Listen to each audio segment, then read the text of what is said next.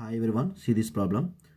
12% interest అన్నాడు. Interest రేట్తో 5,000 పెట్టుబడి పెడితే 9,000 నగటుకు పట్టే కాలం అడుగుతున్నాడు. సో దీనికి రిలేటెడ్ ఫార్ములా ఇది వేసుకోవాలి. T equal to 100I/PR, that is equal to 100.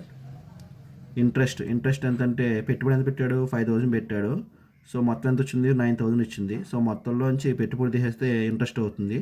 So 9,000 minus 5,000 ఎంత, 4,000. సో పెట్టుబడి ఎంత, 5,000. ఇంట్రెస్ట్ అంట 12%. ట్రాన్సాక్షన్ చూడండి, ఇక్కడ 3 zeros, ఇక్కడ 2, ఇక్కడ 1 0, మళ్ళీ 5 1s are 5 80s are. Okay, 4 table, 4 3s are 12, 4 20s are. So మనకి ఇంప్రాపర్ ఫ్రాక్షన్ వచ్చింది. దీన్ని మిక్స్లో మార్చుకుంటే 3 6 are 18, 18 + 2 20. సో 62/3 ఇయర్స్ అవుతుంది.